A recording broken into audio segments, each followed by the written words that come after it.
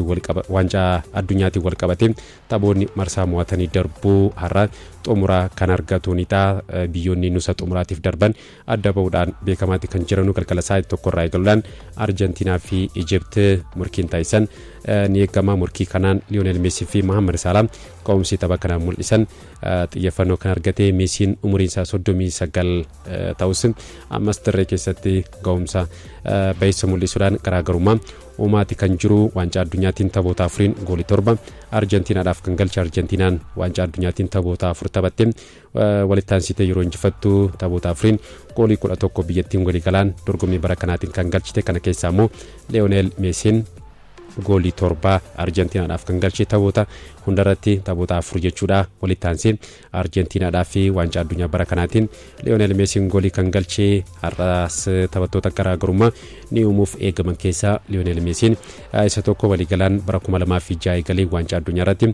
Lionel Messiin hirmaachaati kan jiru. Dorgommii kanaan waancaa addunyaatiin jechuudha goolii 20 galchuudhaan goolii hedduu lakkoofsuudhaan Lionel Messiin sadarkaa tokkoffaan dursaati kan jiru. Kylian Mbappeen goolii 19 sadarkaa lammaffaa irratti kan argamu. Har'a goolii galchee garaagarummaa Kylian Mbappee waliin qabu ni bal'isaa kan jedhu sun kan eegamunidha. Gama Ijipt ammoo Mohamed Salah waancaa addunyaa bara kanaatiin taphoota afuriin goolii 1 galchuudhaan kubbaa goolii gale 2 kan inni mijeessee carraa goolii taphattootaaf uumuudhaan taphattoota Ijipt keessaa sadarkaa jalqabaa irratti kan argamu. Mohamed Salahniin biyyi isaa Ijipt waancaa addunyaatiin hanga ammaatti marsaa mo'atanii darbu darbiteen beektu. Har'a injifattee nusa xumuraatiif keenyaan seenaa Ijiptiin waancaa addunyaatiin yeroo jalqabaatiif biyyattiin marsaa nusa xumuraatiif kan geessu ni taata. Jijjiirraa taphattootaatti wal qabatee simbiraan ga'uudhaa fi jijjiirraa ganna kanaatiin kilaboota Premier League Englandiin si'aayinaan hirmaachaa jiran keessaa Tottenham sadarkaa jalqabaa irratti kan argamu. Kilabiin kun torbee xumuraa 38ffaatiin turmaata Premier League England mirkaneeffachuun isaa ni beekama. Roberto Di Zerbiin kilaba kana kan inni tursiisee amma garuu dorgommii haaraa eegaluudhaaf fi taphattoota haaraa mallatteessifachuudhaaf kilabiin kun taphattoota ciccimoo kan inni mallatteessifatee Toonaaliifa Newcastle United irraa maallaqa hedduu baasuudhaan kan mallatteessifatee amma immoo taphataa sarara fuulduraa kan Bournemouth ka'umsa addaa Bournemouth keessatti kan mul'isee Junior Krupp mallatteessifachuudhaaf ammas yaalaa akka jiru kan gabaafame. Hanga paawundii miliyoona 85 Bournemouth fi dhiyeessuudhaaf qophii akka ta'e kan gabaafame ta'us garuu Bournemouth jijjiirraa ganna kanaatiin taphataa kana kilaboota birootiif dabarsee kennuudhaaf qophii akka hin taane fedhii akka hin qabne gabaafamaatti kan jiru. Atletico Madrid wal qabatee ammoo Atletico Madrid bakka Antoine Griezmann taphataa duraanii Liverpool Mohamed Salah bakka buufachuu akka barbaadu Markaan kan inni gabaasee.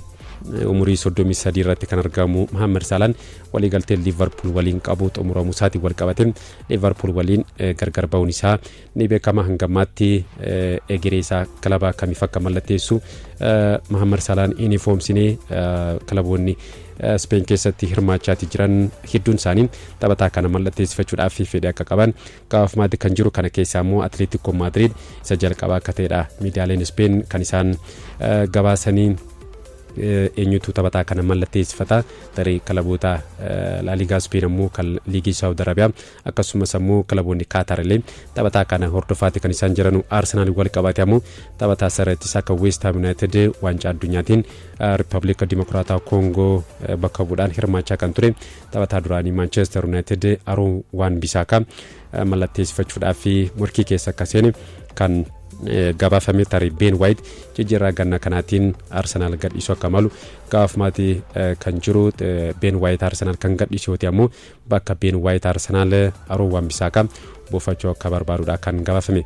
Liverpool wal qabate ammoo murkii taphataa sarara fuulduraa kan West Ham United Somerville mallatteessifachuudhaaf murkii keessa akka seene kan gabaafame. Chelsea Manchester United Somerville mallatteessifachuudhaaf kilaboonni kunneen dursanii taphataa kana waliin haasaa eegaluun isaanii ni beekama. Keessattuu Manchester United taphataa kana mallatteessifachuudhaaf fedhii olaanaa akka qabu miidiyaaleen Sky Sport BBC fa kana dura kan isaan gabaasanii ta'us garuu Manchester United hanga ammaatti maqaan isaa taphattoota waliin yaaka'u malee taphataa ifatti mallatteessifate hin qabu. Eder Anderson kan Atalantaa mallatteessifachuudhaaf garuu walii galuun isaanii beekamaa taphataa kan West Ham United Summerville akkasumas ammoo taphataa sarara gidduu kilabichaa Maatiyaas Fernandes illee mallatteessifachuudhaaf gaafachaatti kan ture ta'us garuu Fernandes Tottenhamitti makamuun isaa ni beekama. Amma garuu Liverpool bakka Mohamed Salah Summerville mallatteessifachuudhaaf fedhii akka qabu kan gabaafame. Bakka kanatti Yaan Doomandee taphataa RB Leipzig mallatteessifachuudhaaf taphaticha waliin haasaati kan ture. Taphatichi garuu PSG akka filate kana dura odeeffannoodhaan simbiraan gaate kan ture. Kanaaf bakka kanatti Liverpool Summerville ni mallatteessifatamu kan jedhu kan eegamu ni ta'a. Liverpool wal qabatee taphataa sarara gidduu Gilberto Mora waancaa addunyaatiin Meeksikoo keessatti umurii 17 ga'umsa baay'isa mul'ise.